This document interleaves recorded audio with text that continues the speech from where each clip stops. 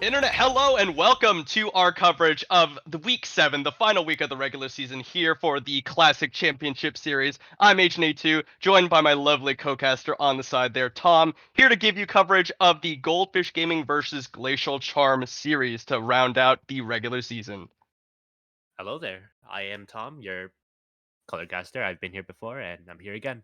Yep, first time here for CCS for me. I hope we'll have some fun together. But in any case, like we said, Glacial Charm rather versus Goldfish Gaming. This match has a few playoffs implications here. Goldfish Gaming have the potential to make that first place seed coming out of the regular season, get themselves in a good spot going into playoffs. To do that, they need to win 2-0, and then they also need ID Eclipse on the other side to lose their series tonight. Uh, on the other side, Glacial Charm, they need to win 2-0, and then they need some other matches to happen in certain ways. I'm not entirely sure exactly, but in order to do that, they can make it to that second seed. Otherwise, if they lose, they're locked in at fifth seed, if I'm not mistaken. So some big scenarios here that can determine a lot of seeding in playoffs. So very important matches today, and I hope both teams play to their best. Yeah, we are just waiting for the lobby to be populated, and we'll get into champion select. It looks like I don't know who had side selection or if it's predetermined, but Glacial Charm will be on blue side here in game number 1 up against Goldfish Gaming on the red side. It'll be um so do you have any idea? I mean, you're a lot more familiar with these teams than I am. Do you have any ideas of what these priorities, these picks will have? Glacial Charm week one, they did play pretty well against, I think it was Titan Gaming Hyperion, if I'm not mistaken. And they had like a pretty banger match during then. So I do think that they will have like a pretty interesting draft against like Goldfish Gaming. Although I've never watch Goldfish Gaming play, so I do not know much about them. But Glacial Charm, they are a pretty like scaling type team comp in a way. So Yeah. I think we're going to be looking at a lot of farming, a lot of not too much fighting, but like wanting to scale up and get those items. Yeah, and one thing we should note, Goldfish Gaming, they're they are currently the reigning champions here of the CCS Platinum series. They are coming off of a victory in the spring split of this year, just earlier this year, and I think they had one major roster change since they were the spring champions. Their top laner is new, Matt G, coming in from a team called TDR, who role swapped away from mid lane, and then their mid laner is Kaiser Uwu from Horizon Gaming. He was These are the two people who are apparently the second and third best mid by community vote, of course.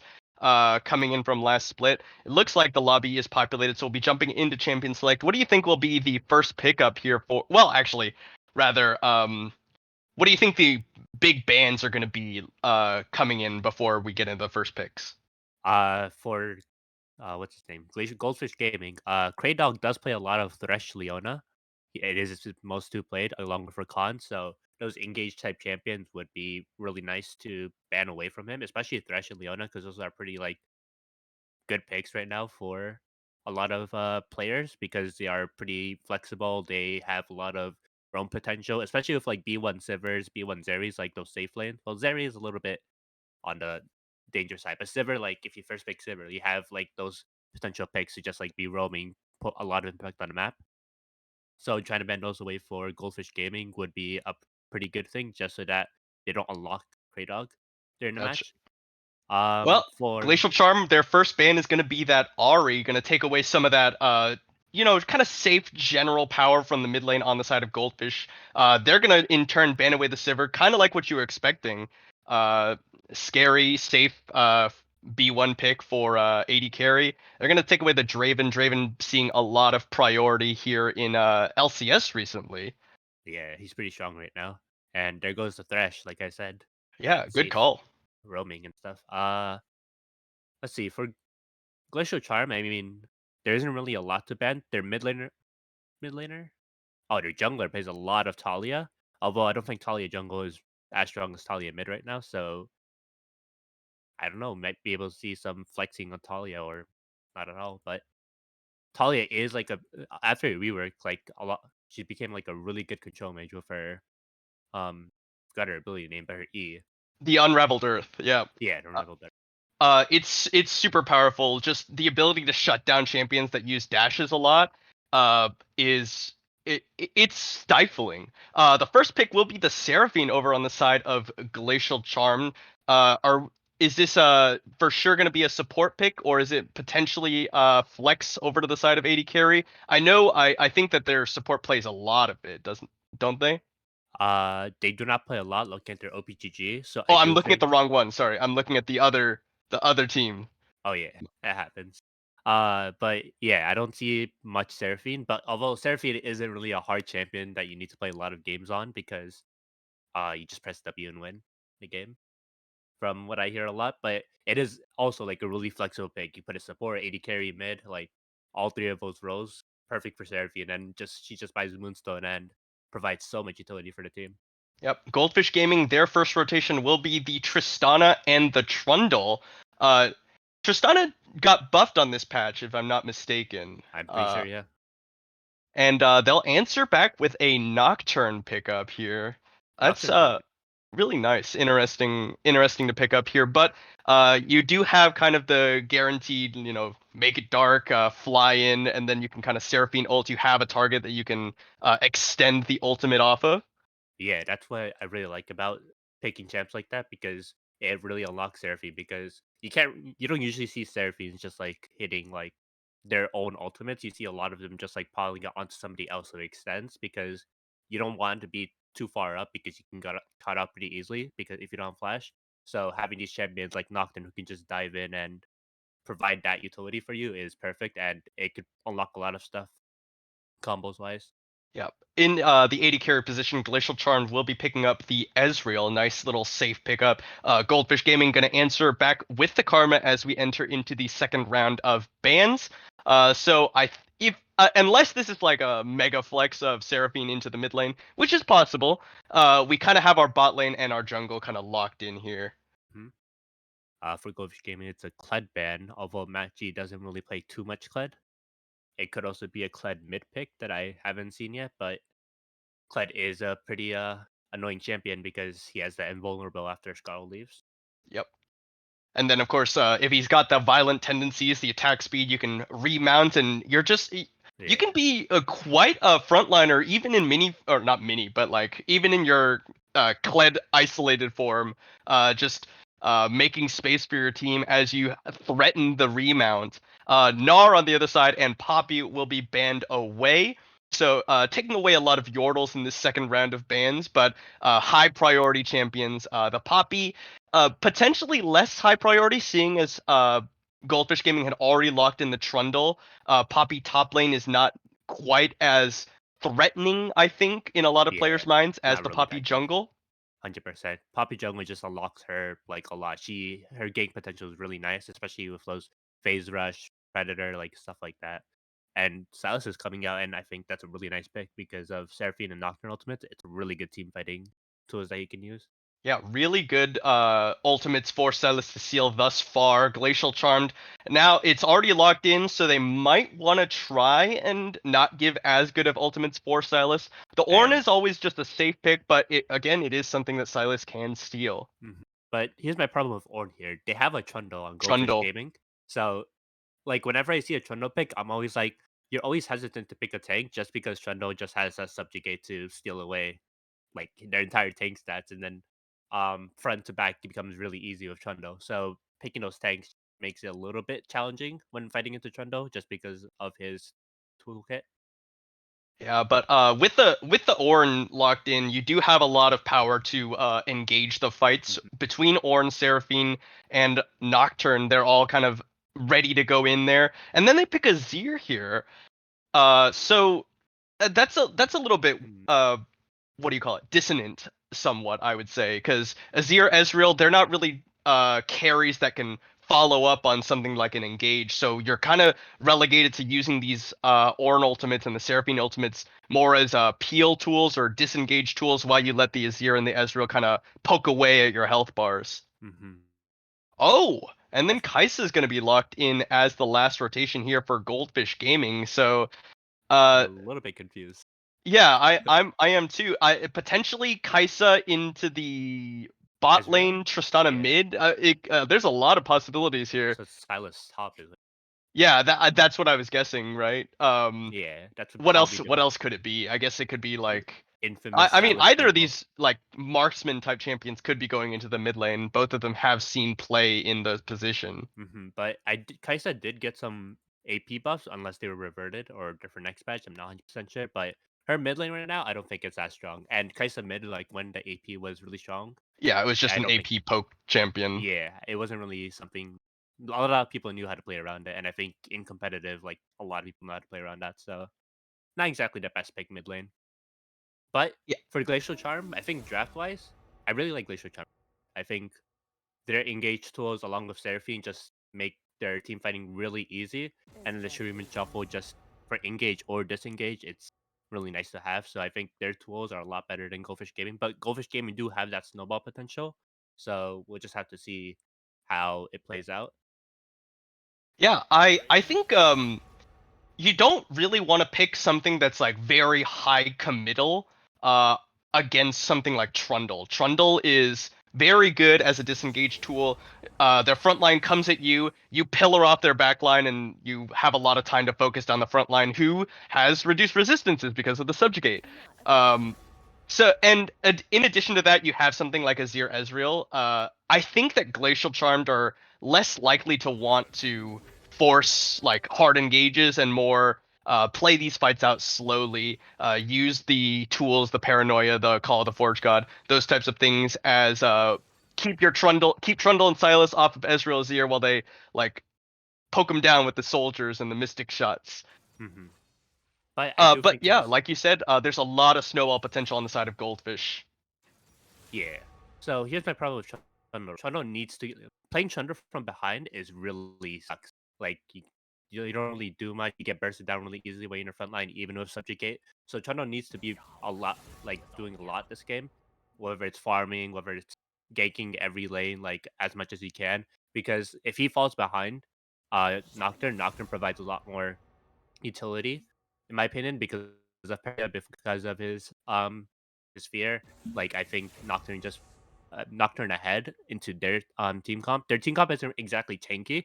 They do have Salis and Chundo to be bruisers, but overall, like Nocturne can solo kill most of them if he wanted to. So he needs to be really careful about letting himself fall behind Nocturne. Yeah, for sure.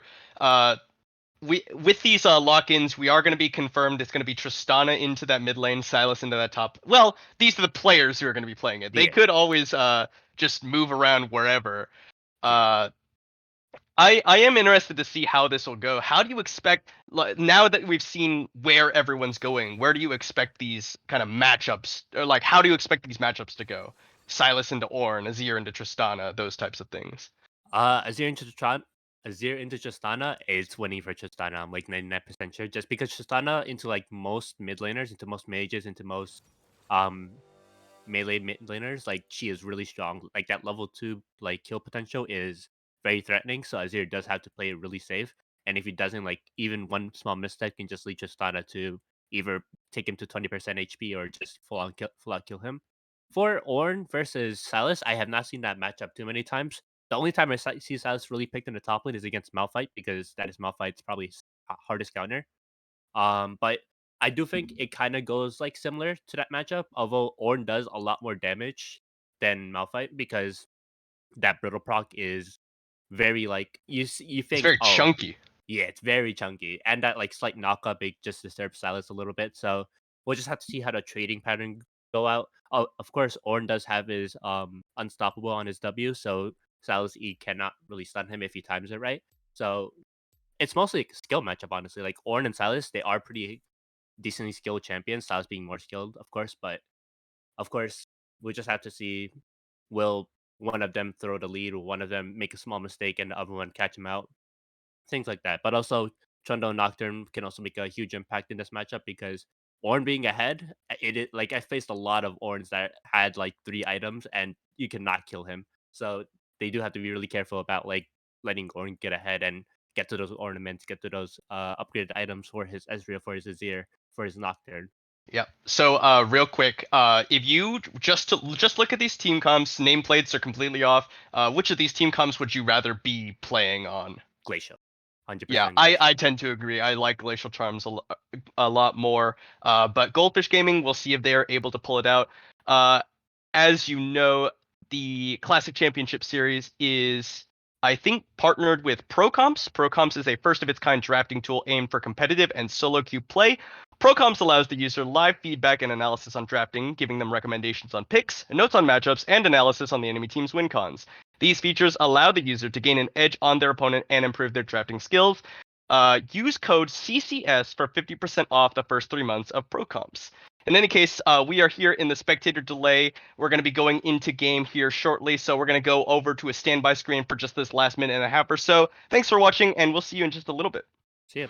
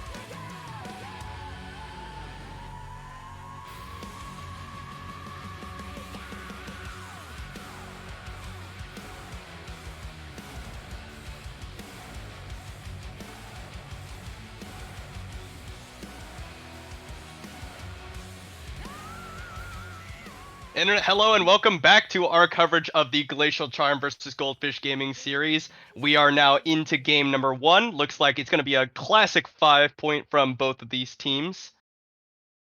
Yeah, Nocturne's a little bit late to the party, but of course, we don't want to throw the game too early with invades that might go good, might go bad. We always just want to keep it safe and 5 point, make sure that we have all visions, all inches covered. Um, yeah. So right now, I think they just need to figure out which way they want to pass. I think uh both junglers might want to path top lane just because I think bot lane is just like gonna be that poke type bot lane. They're just gonna be poking each other out for a majority of the time. I think top lane is a lot more would have a lot more impact on the game if you gank as a jungler, just because having a Silas or Ornn that's ahead, it feels really nice on the team, especially Silas because does his damage even when he builds like those type items. He feels really nice. He does a lot of damage. He presses W and heals entire HP bar. It's like a lot of utility that he provides, and the more Yep. kills he has in this lane, better the matchup. Yep. Both junglers opting to start on their blue side. At the very least, Matt G, with a little bit of a disruption, will spot out exactly where Resios is starting on the map. He'll give some warning to the rest of his teammates. Mossy will be starting off on the bottom side, so we'll be pathing towards top lane. Okay. Where, like you said, Resios on the other side will be pathing down towards the bottom lane. See how this one starts out. Yep. The Kaisa mid with Airy, that is a little bit off for me.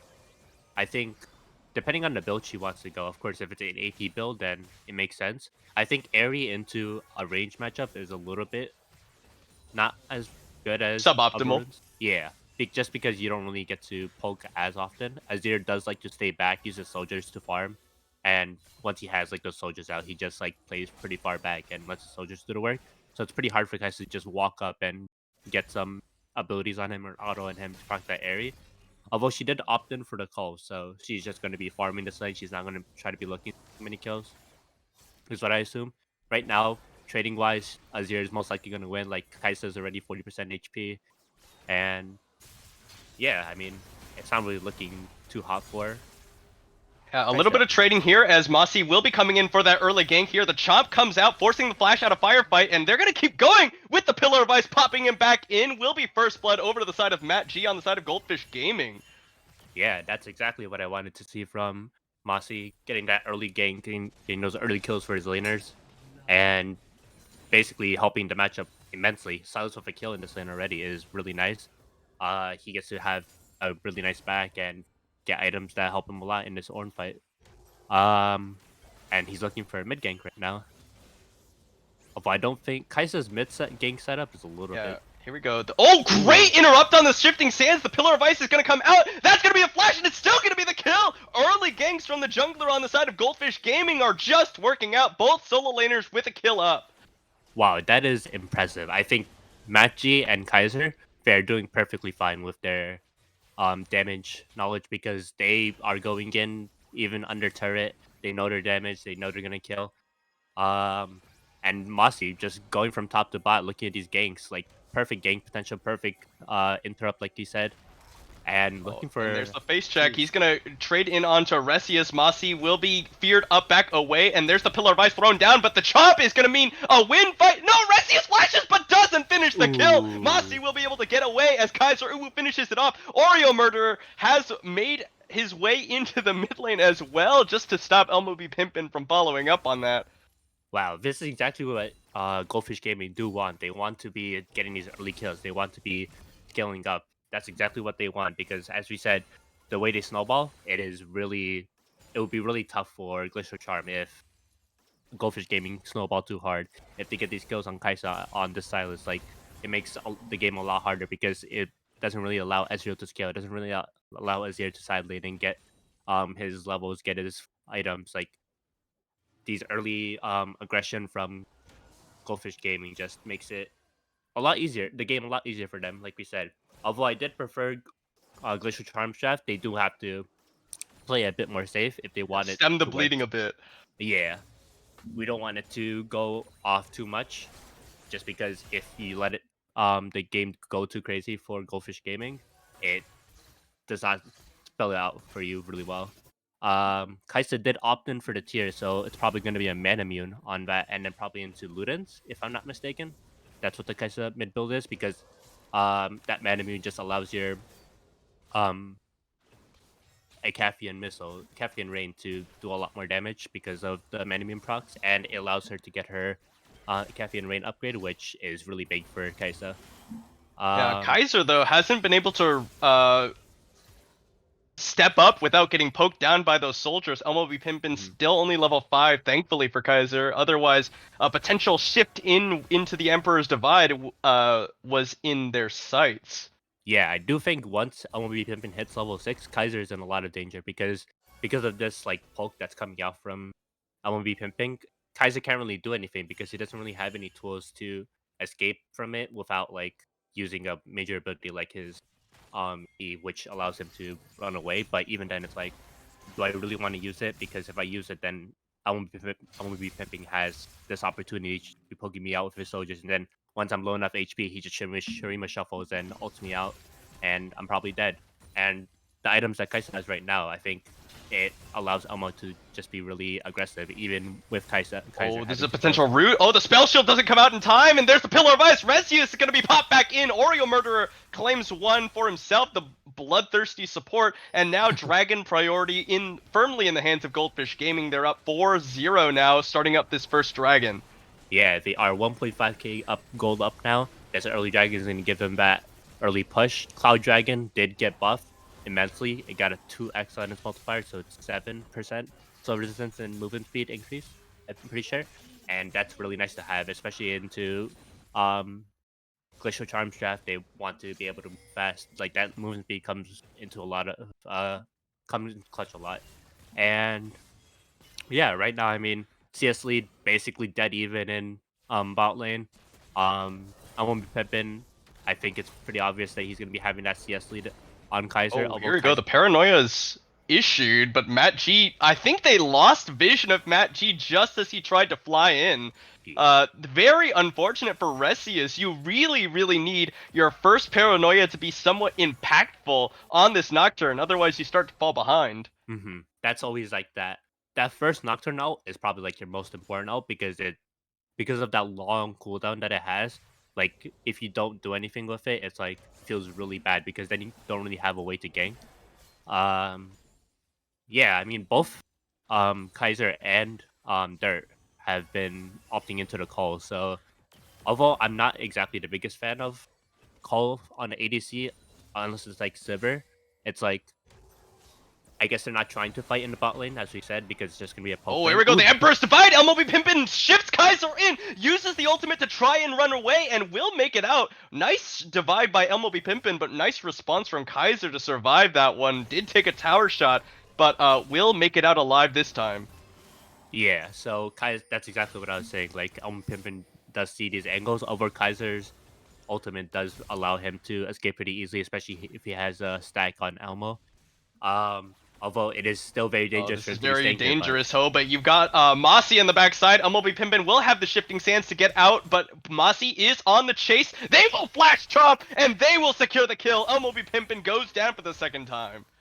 yeah, this is feeling really good for Mossy this game. This is exactly what I said about Chono. If he falls behind, then he will not feel good. And Mossy took that personally and was like, I'm going to be ganking top lane, I'm going to be ganking mid lane, I'm going to be getting these kills on Nocturne, helping my laners out. I'm going to be very useful in this game. I will not fall behind because if I fall behind, I will not be useful. So, really good job for Mossy being this proactive, and Nocturne on Resius is not being as proactive as I would like him to, and he's not really finding any really good gank potentials, although I think mid lane would be really easy, although Kaiser does have flash now, and the Rift Herald Yeah. is being taken, probably uncontested, because I do not think Flash has the ability to be fighting for this Rift Herald, so best just give it up. Yeah, I really not in a would love... great position to contest it. It will be going over the side of Goldfish Gaming. They need to keep the ball rolling, keep that snowball progressively getting larger and larger.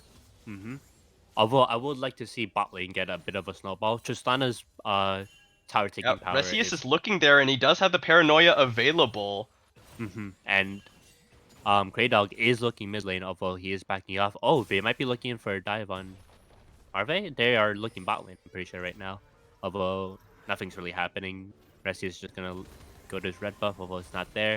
A little bit of walking around and wasting a little bit of time. They need to not waste time like this, because wasting time like this just allows enemies to, like, play for Yeah, it, I guess, in a sense. yeah, your Like, opponents are farming, you're not really doing anything. mhm. Your gold lead is either getting smaller or getting bigger, depending on whether you're ahead or behind. It's just not good. You got to be more efficient. 100%. Kaiser does have the man immune finish. That is going to be feeling really nice. It's going to stack a lot faster once the caffeine rains and the missiles get hit on to MLB Pimpin. Once that man immune... Oh, here Ooh. we go. Oreo Murderer comes in. That will be the root, forcing the flash out of Two Girls, One Bush. Oh, and the Emperor's Ooh. Divide actually missing there onto Kaiser. Kaiser now ready to go back in. The Killer Instinct is available. The Pillar Vice comes out. They're waiting for it, but here's the Paranoia. It goes in. Kaiser gets the killing spree onto LOB Pimpin, who will go down again. Now Mossy is going to be able to make space. Now Kaiser Uwu turns back around. They don't get the knockup. Firefight takes a tower shot. Kaiser Uwu trying to cut it out. Rastius is too weak to do any damage. Now Firefight is caught out into the enemy jungle. He goes, but he'll be going down almost certainly. Mossy's got the movement speed necessary to chase him down. And this is just absolute disaster for Glacial Charm. Yeah, that call of the Ornhorn did miss.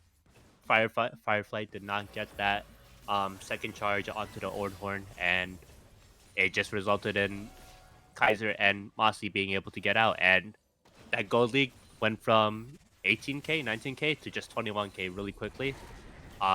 It's not looking good for Glacial Charm right now. Goldfish Gaming are very snowballed right now. Yeah, and here we go. They're going to use. use the Encore here, but the tower was focusing on the Rift Herald. Nobody picked up tower aggro, so it's basically just a little bit of damage that they can't follow up on. This is really not good for Glacial Charm. A lot of plates going down in that exchange in favor of Goldfish Gaming.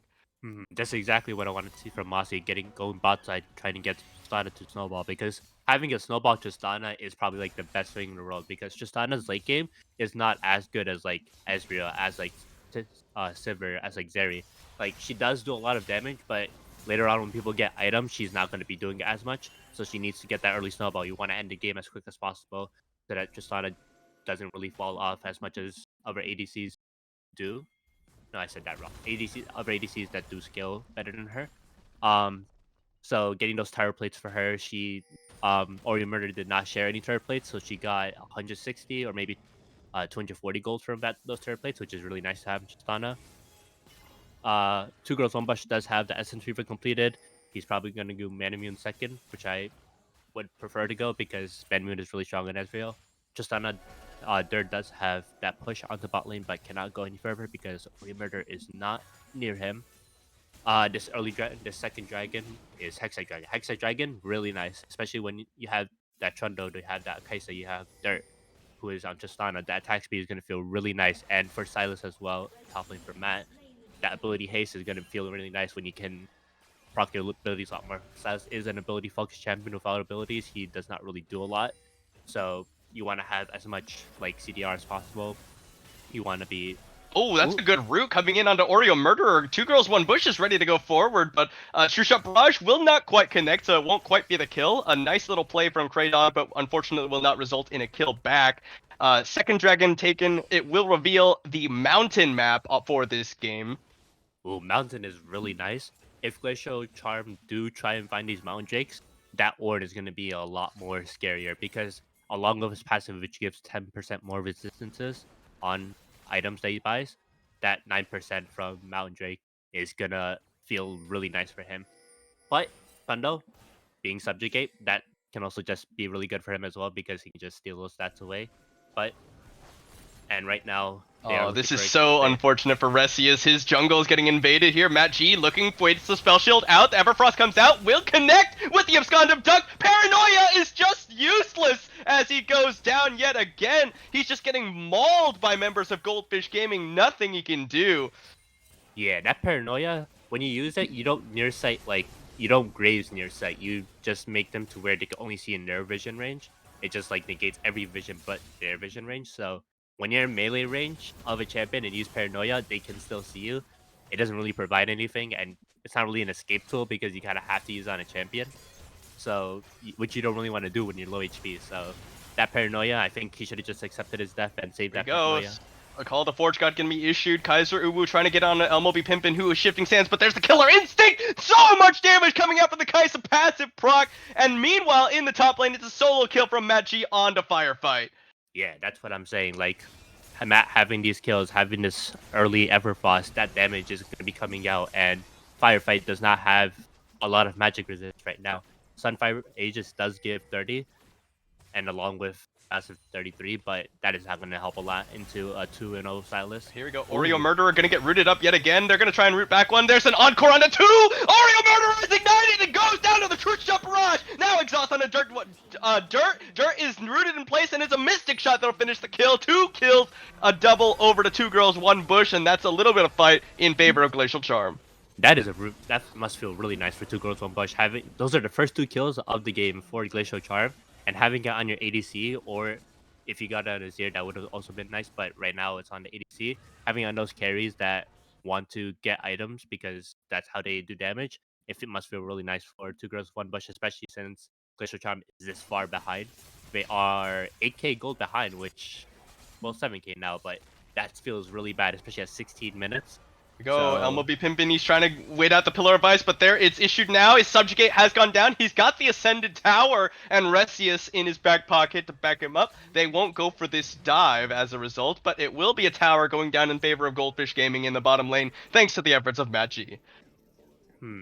Resi- Nocturne lane ganks without paranoia feels really bad. You can't really do anything unless you follow somebody, but even then it's like you can't really chase somebody down, especially when they're just ahead, and it feels really bad. So I think if MLB Pimpin did not use Flash there and try to wait it out, wait for Resius to come, and then use the Emperor's Divide to bring him into the Azir turret, it probably would have played out a lot better.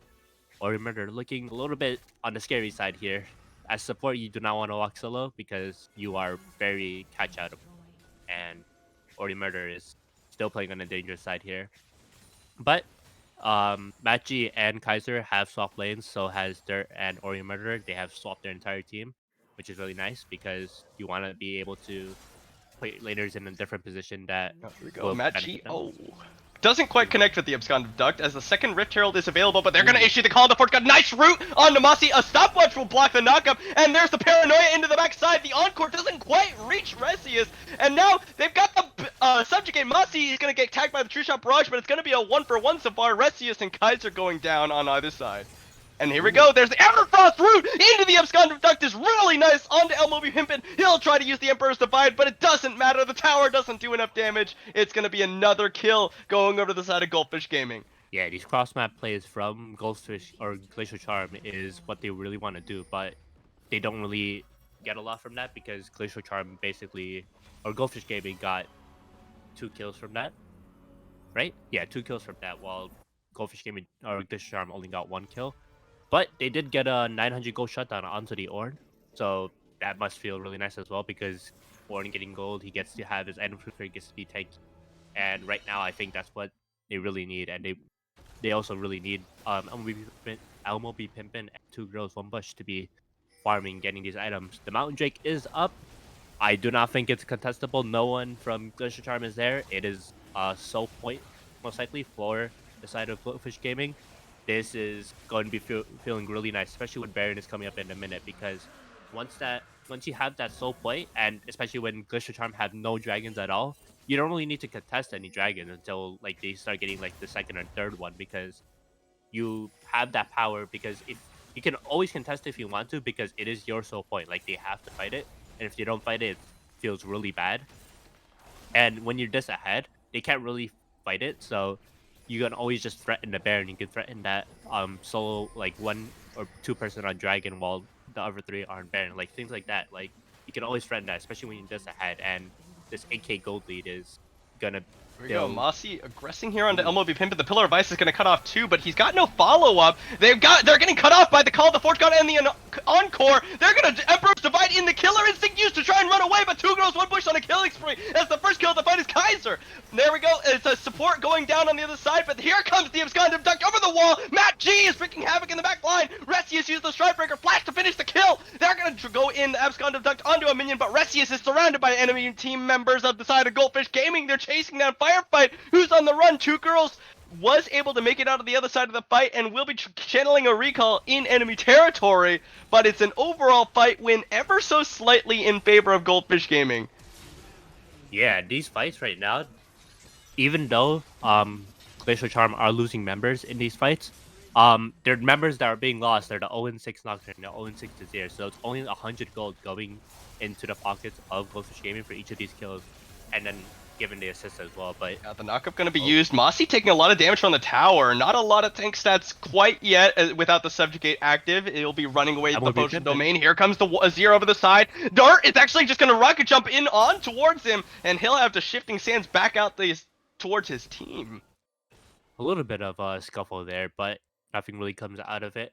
As I was saying, for Glacial Charm, these kills that are coming in, it's like 300 gold kills that are coming in to the pockets, especially 2 on 2 girls 1 but he is 4-0 right now, which is really nice to have an extra because once you start getting that Cyrildas, once you start getting Frozen Heart, if you want to build it into this game, I think it's really nice this game because of all the auto techers on Goldfish Gaming, and it provides tank stacks for Ezreal, which feels really nice, especially on ADCs. But during that fight, Matt G, as I was saying before during Champ Select, he has 5 kills. He has his Everfrost and Cosmic Drive that gives him a lot of damage on his Holy abilities. cow. Yeah, that kind of damage. Man Immune and Ludens, like I said, doing a lot of damage. Although it wouldn't be as much because it was nerfed a couple patches ago, but it is still chunking them out, and I think that's what they're gonna be playing for right now because um Goldfish Gaming Glacial Charm are showing signs of return in this game with these little fights that are coming out.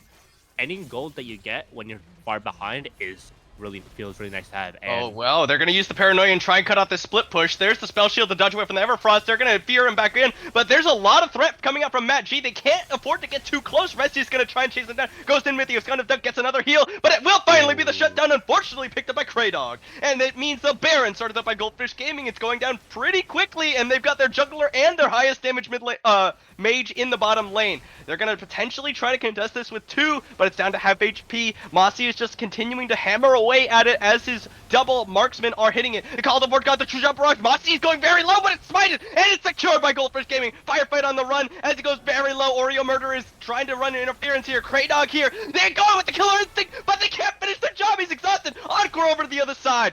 And now Resi is trying to get in there. The flash away from Kaiser will get them out to safety. It's a Baron secured. No members die in the Baron fight, at least. A minute on the Dragon respawn. yeah. So that Baron call was a really good call for side of Goldfish Gaming because they had 3 members down in the bot lane for side of Glacial Charm. Although even if Glacial Charm tried to contest, I do think they would lose because the turn back from side of Goldfish Gaming is pretty good. Even with Matt J dead on the Silas, the damage that Kaisa does, damage that Trundo does, he is 4-0 right now, which it feels amazing. Although he did go Frostfire, which isn't really my preferred mythic on Trundo. You'd go something like Triforce or Thunder, having that Gene proc damage from your bite on your Q. It feels really nice, and the amount of damage they deal will substantially increase because of the low cooldown of it. But him being ahead, he is 2 items, probably going to Titanic Hydra third. Um, he is doing really well right now, and the amount of utility he provides is probably significantly more than anything Glacial Charm has to offer. And contesting that Baron would not have been Oh, the here we best go. play, but Mossy is just going aggressive. The Pillar of Ice is going to be used. Resius is now in a bad spot. Everfrost is going to be spell shielded. He'll have to go in with the Paranoia just to die. Pillar of Ice is slowing up. Elmo be pimping. It's Dragon Soul potentially picked up by Goldfish Gaming if they get it. Nice little shift away from Elmo be pimping, but they're going to continue the chase. The Emperor's Divine cuts off the corridor, and the Call of the Forge God is issued. Mossy is separated from his team by the Emperor's Divine, but now they're going down, and they're going to keep going in. Stolen Encore doesn't connect, but it will be the Void Seeker that does. 2 girls, 1 bush is sniped down, and that means the Rocket jump in from dirt. A double kill for the Tristana, and Kraydog is the ace for Goldfish Gaming. They're going to look for the end of the game. Dragon Soul not needed, and that'll be the stopwatch just to drop tower aggro as the game will end here in the next 30 seconds. yeah, the 13k gold lead did not feel well, and that fight, yeah, you did not kill anybody on Goldfish Gaming, and like I said, the snowball just allowed them to power ahead, and exactly like I said, that's how they win the game, and they did not let Glacial Charm do anything to get back into the game, even with those small kills in the bot lane and the little fights that they had, did not really do a lot for Glacial Charm, and in the end, Goldfish Gaming just had their snowball into them, and they couldn't really do anything. Yeah, So really yeah, nicely played by Goldfish Gaming. We're going to start getting set up for game number 2, so we're going to take a short break while we get that all set up. Thanks for watching, everybody, and stick around. Oh, my camera is off to the side because I had to move it. So we'll be back in just a little bit. see you then.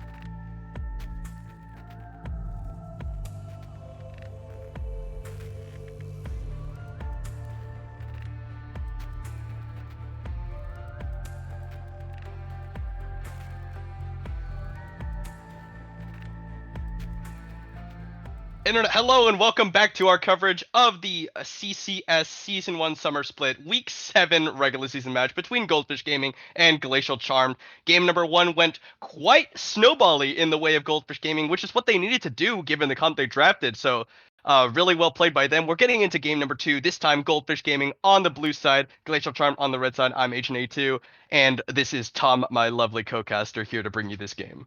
Hello there. The side of Glacial Charm betting out the B1 Seraphine. That is a pretty strong pick, and I do not think they would like that. Ooh, the Ari first pick coming out, and Poppy following it. Um, Ari first pick is a very safe pick because Ari, once she hits level 6, she has the ability to just R or Spirit Rush out of, and if she's getting ganked, and the comps you can build around her is very flexible. She can team fight because of the new R resets that she has. Goes on, gets Spirit Rush, and her pick potential is also really nice for farm. So we'll see how Goldfish Gaming build the comp out of Ari. The Poppy is something I don't really want to first pick as a jungler, just because you want to see like a bit more dashes if you want pick Poppy. Of course, there are some like matchups where Poppy just like feels like really nice to uh pick into like Diana. But Poppy into Ari, I don't think is probably like the best pick right now, just because Ari isn't exactly an engage tool. She is more of a heavy follow up.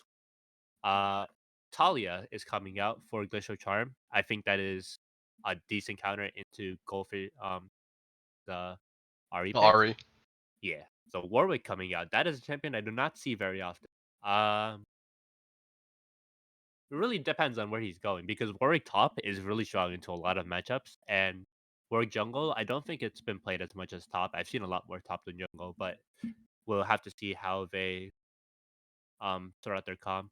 The Ezreal coming out again, Matt or Two Girls One Bush has been playing pretty well on the Ezreal despite his last game. He did play really well. He played the laning phase. He didn't die during laning phase at all. He went 4-0 at one point, but the snowball that came out for Goldfish Gaming didn't allow him to unlock the true power on Ezreal. The Tali is gonna feel really nice though because the control, like I said about the mage setup, um, those dashes that Ari's gonna be doing, Ari cannot really walk in as easily. So, oh, the Lulu and the Yumi band. Yumi with Jinx is not really sort of support you want to have with Jinx, just because Jinx is something you want to have something like Lulu, Karma, or an engaged champion like Nautilus, Leona. She wants to have somebody next to her because having just a Yumi, it's basically like a 1v2 lane. And Yumi doesn't really provide a lot of utility for Jinx. Jinx needs a lot of like utility to be able to run people down. So that's why like Karma Shield giving and Nautilus Dredge Line giving Jinx that CC, the ability to follow up with her traps, things like that. Um the Alistar being picked up. Alistar is a nice engage and disengage tool. The Alistar ultimate is really nice to have in team fights because it allows Alistar to be really tanky. Um Not only that, but Alistair is very on demand, break the infinite duress coming out from Warwick on the side of Goldfish. If you look at the rest of Glacial Charm's team comp, you kind of think that this Alistair is going to be mostly used as a disengage tool. You've got Ezreal, Talia, both of which are kind of kite back away champions. You can like yep. throw mystic shots and the threaded volleys back towards the enemy team as they're advancing towards you. And then Wukong going to be locked in. Two of these longtime premier junglers, Wukong and Poppy, going to be matching up in this game. Okay, so I don't know if it's Wukong or Warwick top yet. Still a flex pick available for both those champions. Janna coming out. Janna, again, a really nice engage tool or disengage tool for the side of Goldfish Gaming. It's a really nice Alistar counter if you have the hands to press your tornado as quick as possible because it just does just like completely nullifies Alistar's engage. And then when you have that Glacial Augment on Janna, it also feels really nice because she just let any follow up from Ezreal is probably just going to be negated based on the damage reduction from Glacial Augment. But the set being picked up, uh, that I don't really like in this comp because if you're playing a peel back type comp, you don't really want an engage tool. Although Glacial Charm's engage is also pretty nice, but like their comp mostly focuses on fighting back, like you said. And Goldfish Gaming do just want to rush in with the Wukong ultimate with Warwick, Infinite Duress, the Ari Spirit Rush. But Talia, a really nice pick this game, picked into Wukong and Ari. Well, picked into Ari, but with the Wukong being picked as well, it's another dash for Talia to be able to stun. Um, for Goldfish Gaming, there aren't exactly. It's another like double bruiser situation with Warwick and Wukong. There isn't really much like snowball potential, although from except from like Ari probably because Jinx does want to like get that in this scenario it'd be like Kraken Runaan's IE because that is they have three Glacial Charm does have three delays, so Runaan's will have a really nice value this game. And Jinx really just wants to get to that 3 item power spike and be able to just melt the front line, melt the back line, run Yeah, everybody snowball down. a team fight. Yeah, that's Get exactly what you excited. want. Of course. Um, as far as the set goes on the set of Glacial Charm, you mentioned that yeah, Glacial Charm kind of have this kite back team comp like we were talking about. You can cut, yeah, it's not ideal, but like you can use the set as a peel tool. You ult, you fly the Wukong who's spinning on your teammates away. You fly the like you knock the Warwick out as soon as he tries to come in and do damage for your entire team. That is a tool that set does have, and it can be a good way to sort of turn the fight around and uh, counter engage, sort of like it's kind of like disengage, counter engage, all in one. Um, it based on the lock-ins, it looks like it might be Wukong top lane, Warwick in the jungle, like you were talking about that possibility. Mhm. And that's probably like the best thing. Although I think Warwick top is a really nice pick into a lot of champions because if the enemy top laner is not picking Knight and Warwick just has Barrier and Lethal Tempo, Warwick just like 1v1 fights really well. The 33% passive that hits for Warwick when the enemy is below 30% HP, he starts attacking really fast. If Lethal Tempo is probably going to go up to like 1.5, 2 attack speed. Insane on a champion this early on. So in all honesty, I would have preferred Warwick top this game over Wukong because I think Wukong ganks are a lot better. Although Talia is a little bit harder to get as Wukong of the threaded volley, her E. Her Um E is the Unraveled Earth. Unraveled. That's yeah, it's a little bit hard for him to gank because once he uses his clone, it is a little dash, so if Talia has that Unraveled Earth on the floor, he will get stunned and he can't really gank because he won't be able to. But like you said about the set as well, like there's always that flank angle potential for set as well. Like you can ult the Jinx into your team and you burst her down. You can ult the Ari and Ari won't be able to play the game. So there's also that potential as well because once you have like Ari into your team, you have the Poppy W to prevent any spirit rushes from going out. You have the Alistar engaged to prevent Ari from moving, and then you just burst her down with the thread volley and um joke and Mystic Shot. And yeah, that there's always that possibility, but as we said, kite back comp and the peel comp for set the peel type for set, it's a little bit strange just because Wukong, once he's like in your team, set will have to like go behind him in order to like peel him Right. off your team. Because if Wukong's like behind you and then like you're in front like behind him, you're just ulting him back more into your Like team. more towards your team, which is Yeah. Not it's what you like really want. Blitzcrank pulling a moo, you know. Exactly. It's not really ideal. It is nice though. I do really like the Poppy pickup. There's not like a ton of dashes on the side of Goldfish, but the fact that you can interrupt Spirit Rush and then after you like get the knockup on the first Spirit Rush, you're grounded while the Steadfast Presence is active, so you can't actually use the other charges of your Spirit Rush, and Yeah. it's tough. If the Ari is ever in range of Resius, there's no escape, you know. 100%, yeah. And it's all dependent on how quickly Glacier Charm can follow up because ground doesn't last too long. I think it's like 0.75 seconds or 1 second, not that long. So they will have to like follow up really quickly with the Alistar headbutt into knockup combo or set facebreaker is what it's called. Yeah, Um but any CC yeah. means you're like easy Yeah. chain for the seismic shove coming out of Elmo v Pimpin's Talia. That too as There's a well. lot of like power to just pick off one member of the team on the side of Glacial Charmed. Hmm. Goldfish Gaming gonna have to be really careful about that. Yep. But we'll have to see how this plays. I think both teams are pretty scaly in both scenarios, so we'll have to see how these early games go out. If one team decides to be really aggressive, if one team decides to just play really passive, Yep. and we'll have to So, pray. Goldfish Gaming up 1-0. Will they be able to take it in two, or will Glacial Charm be able to tie up the series? We're going to take a short break while we wait for the spectate delay to finish up, and then we'll get into the game. Thanks for watching, everybody, and we'll see you in just a little bit. Yeah, that.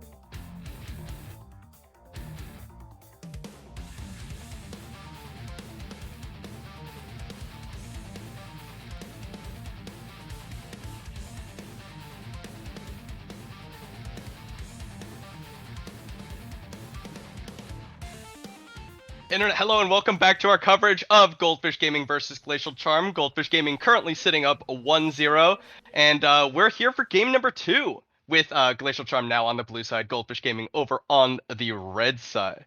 Wait, did I get Yeah, that right?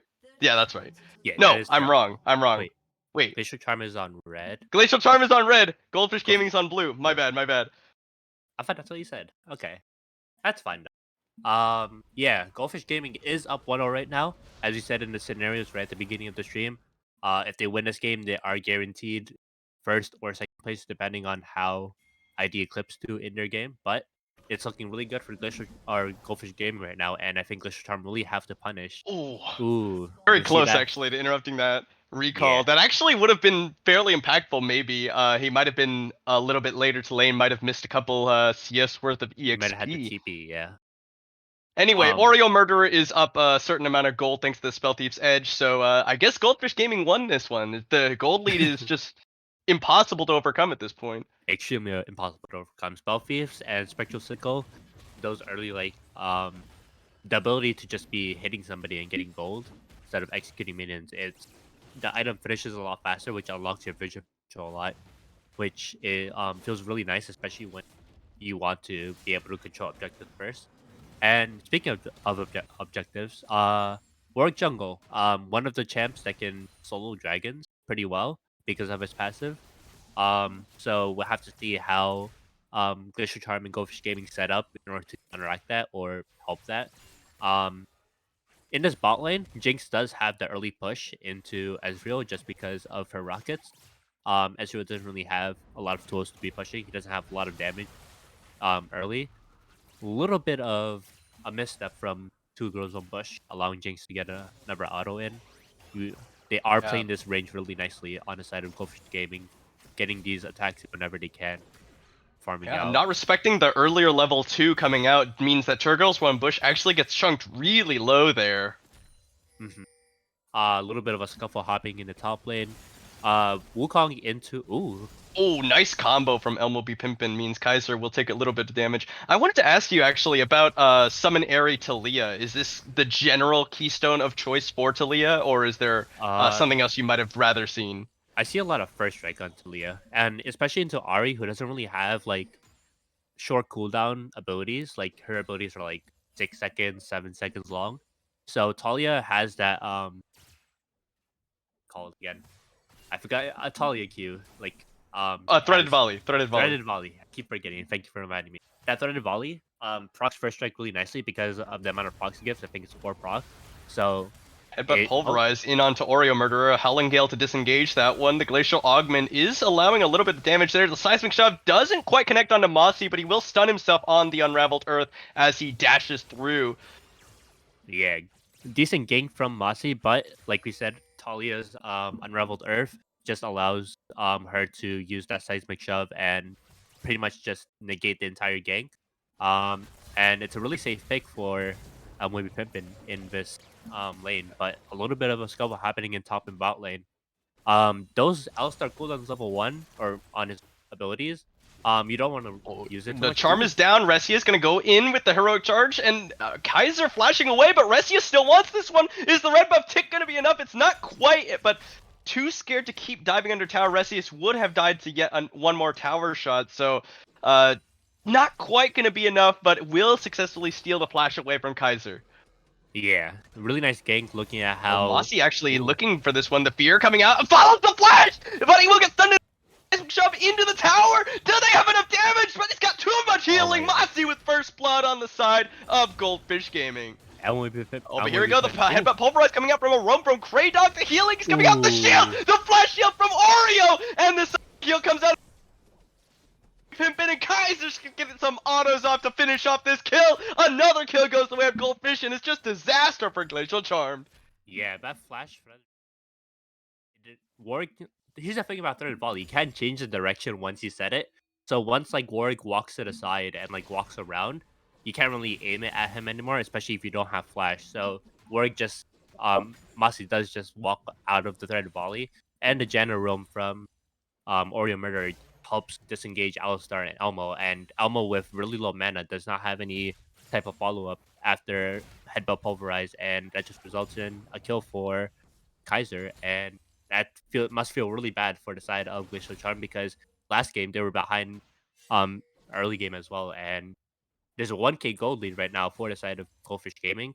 Uh, that's kind of really what they want. Any team would really like that, but for the side of Goldfish, they want to be able to end this game pretty quickly because once Set and Poppy and Alistar get those tank items in, they're going to be a really hard team to kill, especially with Alistar because once Alistar has that ultimate up, there's really a lot of true damage, like constant true damage coming out from um Goldfish Gaming unless Jinx goes Krakenstay, which I think she should.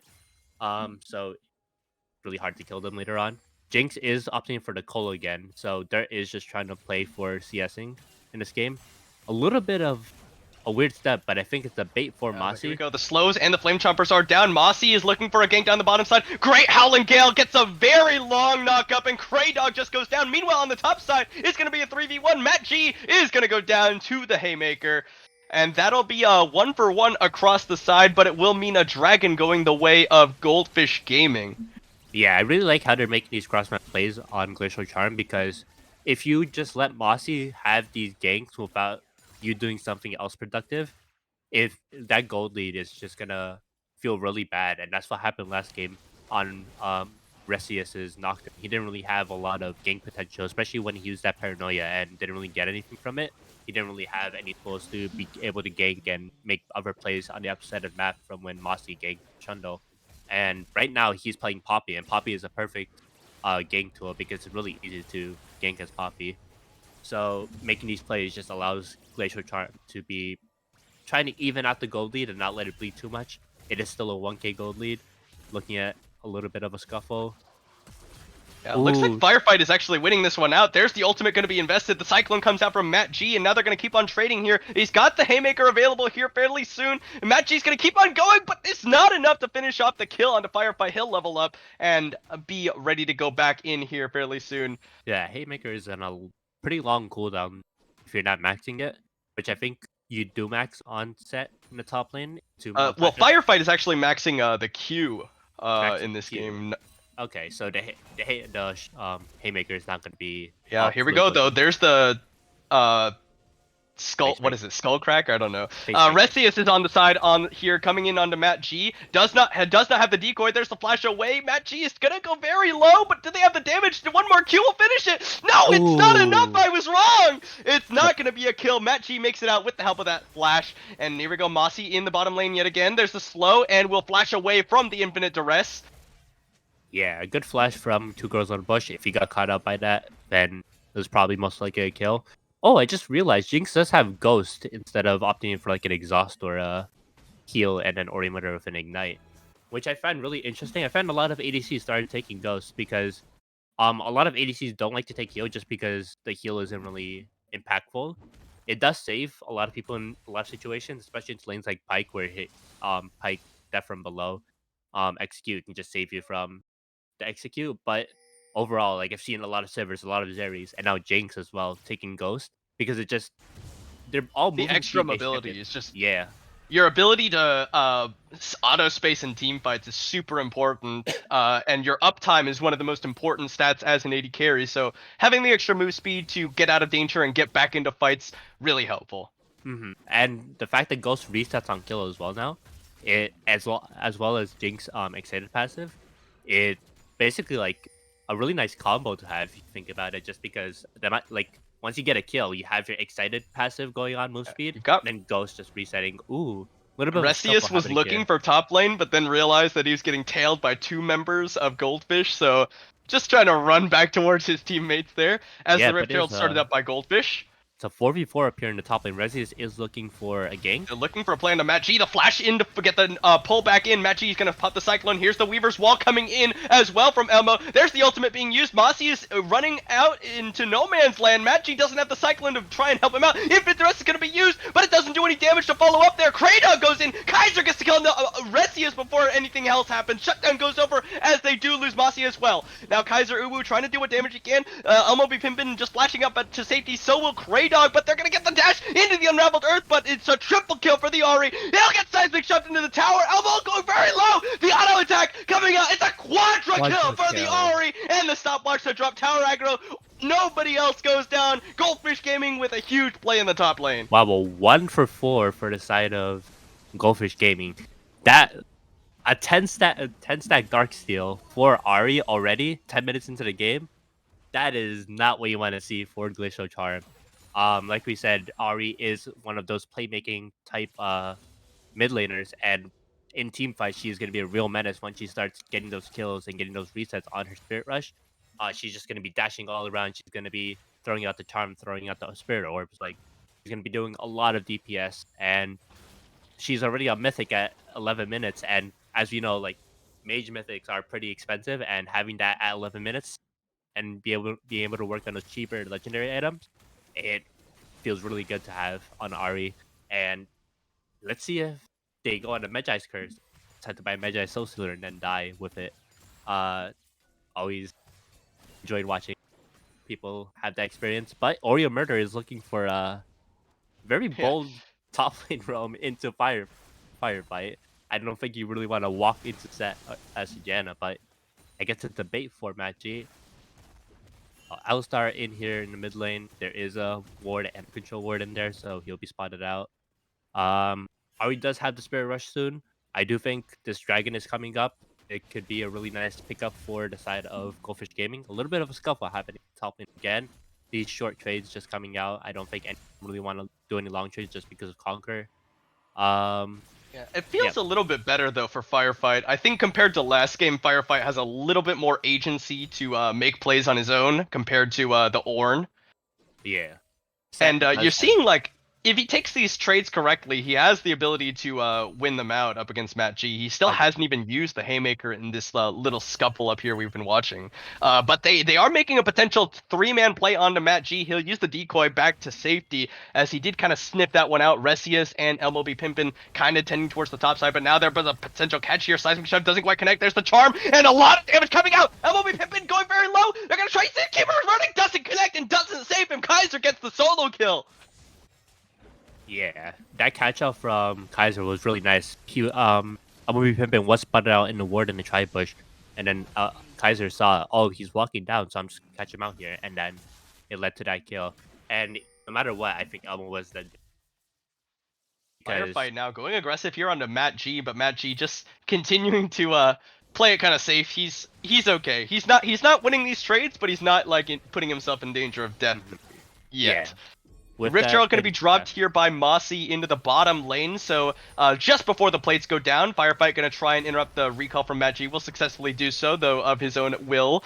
And the Rift Herald will almost certainly secure first tower, as well as quite a few plates in the bottom side now. There's the Weaver's Wall going to cut off their escape path, but this is a 4v3 right now. They don't quite have two girls, one bush. There's the Infinite Arrest, but Mossy doesn't connect at all. He's going to get stunned into the wall, and now they're going to go in. That the charm is good from Kaiser. We'll cancel that one out, but Mossy's the first kill of the fight, but they're all very low. MLB Pimpin goes down. Kraydog going very low. Dirt is almost about to get excited, but doesn't quite get the kill onto the Alistair. Resius is trying to do what he can, but Kaiser goes godlike as that'll be another kill. Flash forward from Dirt. He'll get headbutted away. Kraydog goes down to the zap, and it's another couple kills going the way of GFG. Yeah, that ghost on Jinx is showing its true potential because Dirt is able to just run them down. Seeing that they went over the wall, he's able to Spirit catch Rush him has out. been Ooh. invested. Not quite, but yeah. Yeah. So right now it's 11-3. This is not looking good. It's a 6k gold lead at 14 minutes. I think it was 8k gold lead at 16 minutes last game. So they're getting close to that same place they were last game. The objective bounties are up. First start goes down for Jinx. That is something you really like to have because once Jinx gets to go mid lane and be able to make plays on either side of the map from mid lane, you are able to just basically have a really nice Jinx setup. And again, I consider coming out helps you Lunet's Hurricane this game. And And Kraydog making a play on the top lane. Nice Cyclone from Matt G to cancel out the potential headbutt pulverize from Kraydog. Matt G will successfully stave off 3 members of Glacial Charm Hub here in the top lane. yeah, these top roams and gang. Oh, Resius. they still want this one though. Resius is now going aggressive. Matt G does not have the Cyclone this time, but in a 1v1, I think that Matt G will win this one ever so slowly. There's the Steadfast Presence going to be used. The Keeper's Verdict into the headbutt pulverize. They will flash away. Gets the decoy back out. Kaiser Uwu coming around the side, and it's Resius that falls. GFG just have their number, and they're gonna flash in for the suppression. Using the Haymaker will be dodged away from the last Spirit Rush, and another kill. It's 2 for Kaiser.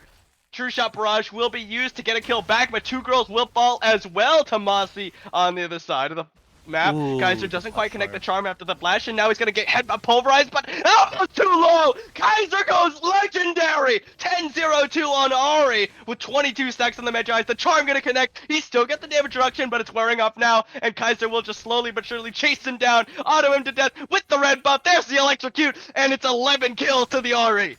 Oh my god, this Ari is just running down this game. This is not what you, like I said, you do not want to see this on the side of Glacial Charm. This is one of your seeding matches. It is not a playoffs match, so it's not like they are playing to guarantee a spot in playoffs, but having that seeding potential is really nice to have. But looking at how this game is going, it seems like Goldfish Gaming is just going to be running down this game. They're already on 2 dragons, and like we saw last game, they got that soul point last game, and they were able to make a lot more plays because they didn't really have to contest those dragons after that second and third dragon. They just had to make those plays and make sure they had something on the other side of the map. Decide not to test dragon, but this game they are pretty much set for a win. I mean, I don't really see how Glacial Charm really come back into this game because this is Ari. Firefight with the Bork will be procced. Here's the nice little face breaker, but there's a Cyclone going to be used. Firefight does have the Haymaker available. Nicely dodged by the decoy and the second Cyclone. Firefight just goes down. A little baby run for Oreo Murderer, but it will finally pay off. Yeah.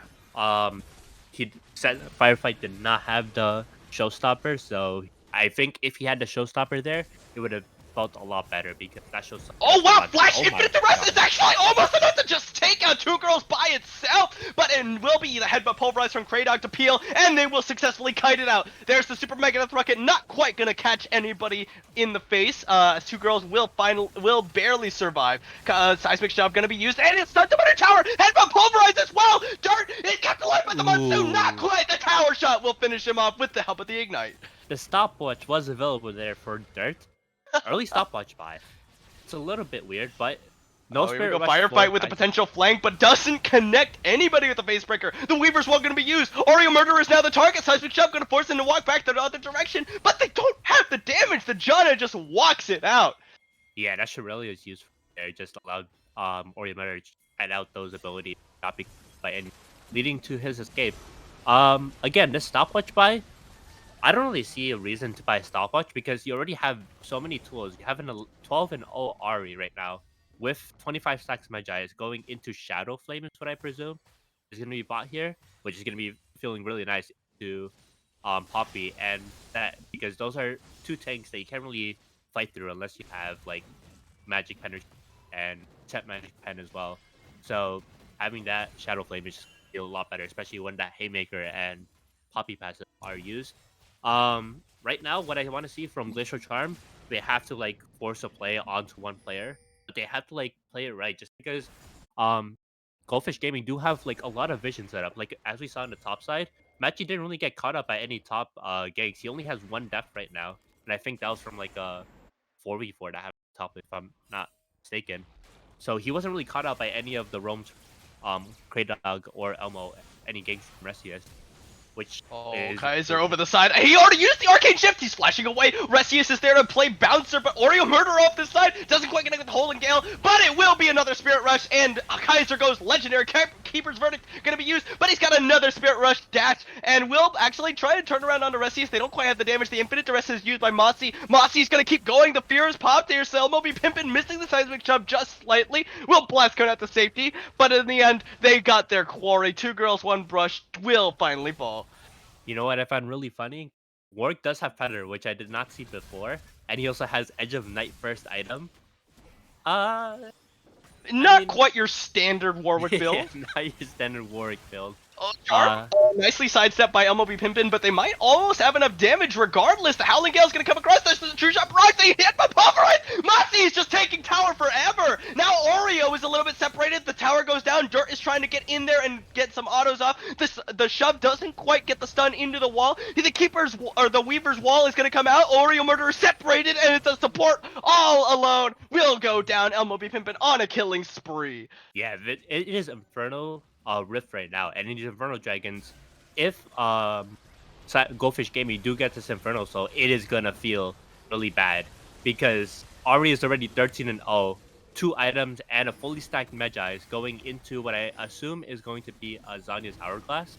I think right now, if you are Kaiser, you want Matt to be G, going. where's he going? Here we go. He's going in. Elmo be pimping. He's gonna get knocked out by the Cyclone. There's the ultimate used by Firefight, but nicely dodged away. And it's just Kaiser going crazy on the backline. Nobody can stop this Ari. One more Spirit Rush. It's enough. There's the Orbit Deception, and the Rocket will secure the kill. It's gonna be the clean ace for Goldfish Gaming, and they're gonna look to end the game. They lost the Dragon, but they get 5.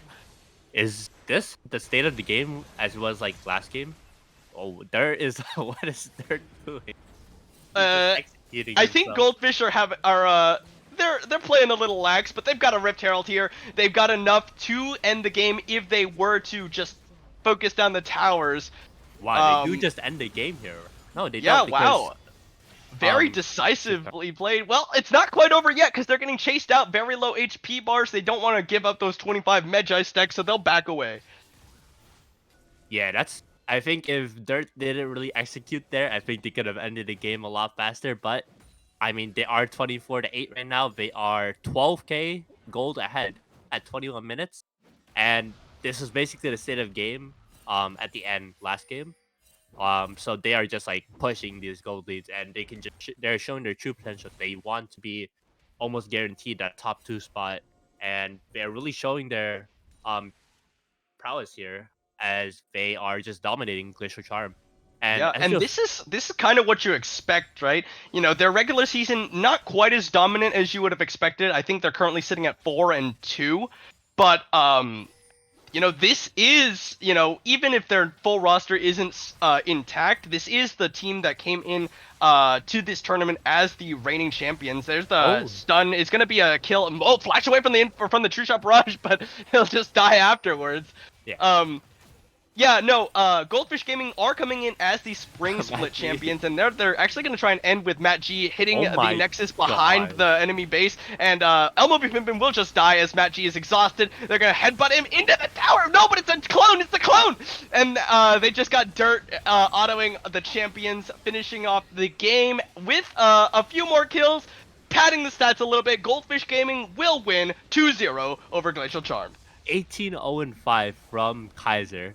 Both games he just performed extremely well. Although game one he did step up a little bit and use that killer instinct into the enemy team a little bit, but he still managed to get that damage in, get those kills in. And this game, a perfect KDA, 23-0, KDA wise.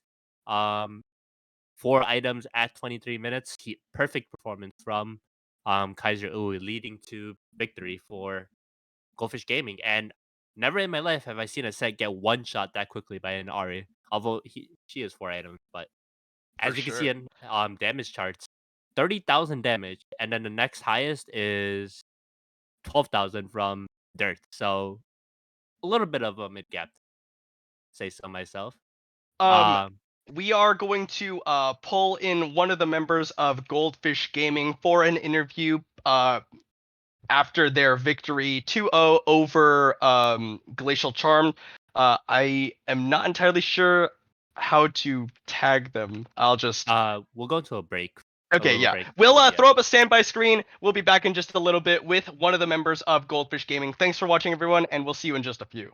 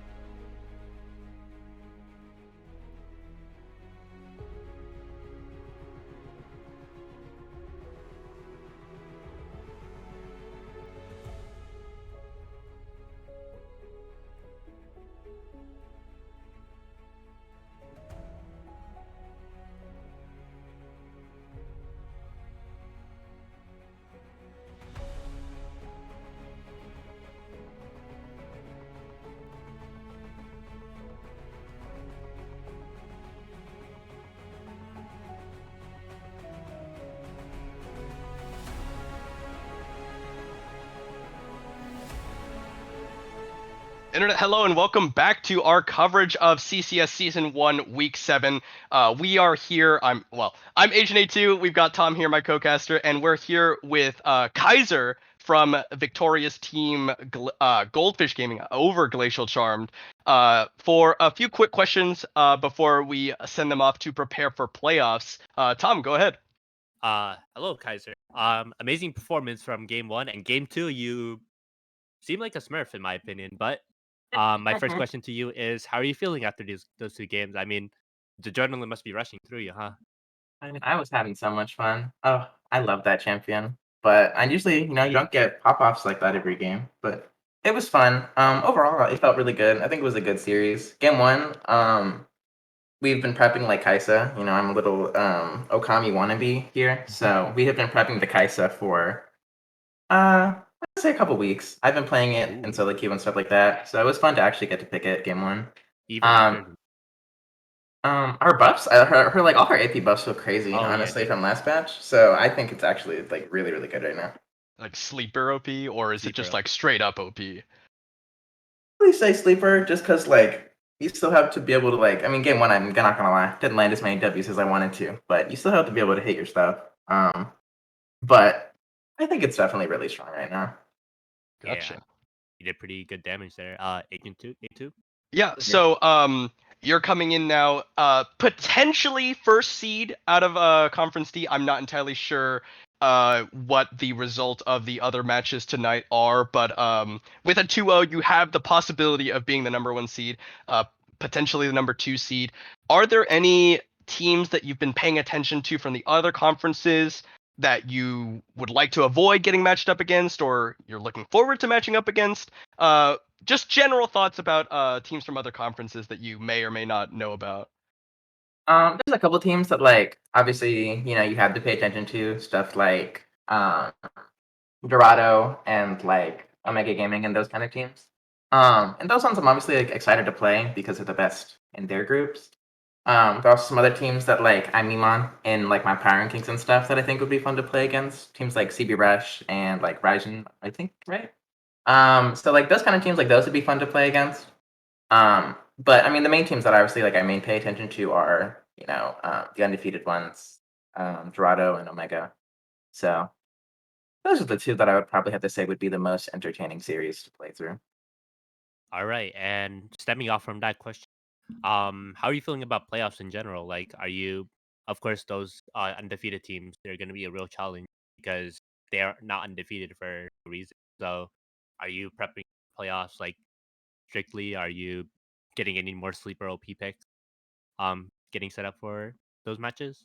We always have something cooking in the labs, so we'll see. We'll see if it comes out. But overall, I'm pretty excited for playoffs. I just like making it to playoffs and playing. I love this game. It's so fun. Yeah. So win or loss, like obviously, I would love to win. Love to have Of course. Goldfish win 2 seasons in a row. But win or loss, like I'm having a lot of fun playing, and everyone is a really good sport for the most part. So, say I'm excited. Awesome. Sorry to spring this one on you. I just have one more question. So you guys are coming in. You're new to Goldfish Gaming. Goldfish Gaming currently have like this, ever so brief but meaningful legacy as the spring champions. Uh, how does that make you personally feel like playing on Goldfish Gaming now? I have a lot of fun playing in Goldfish because like they were our main team rival last split. I played on Horizon last split, and we faced off against them on Thursday finals. Um, so that was a lot of fun. And so going from Horizon and then getting to play on Goldfish is like, giving you the anime arc, right? Going from losing to them in finals to winning with them would be fun. So that's how I feel. Awesome. Well, unless you have Tom, do you have any other last minute surprise questions? I do. All right. Well, Kaiser, thanks so much for this interview. I think that's all for us here on the stream. I'll go ahead and plug once again the Procoms partnership with CCS. But for us here, Agent A2, Tom, and our lovely producer, Shoops, that's going to be it for us. So thanks so much for watching tonight, everybody. Hope to see you again next week for CCS streams, both, I think, Tuesday, Wednesday, Thursday? I'm not entirely sure what the playoff schedule is, but I assume it'll be similar. So Yeah. thanks for watching, everyone. We'll see you next time. See you next. And tune in tomorrow for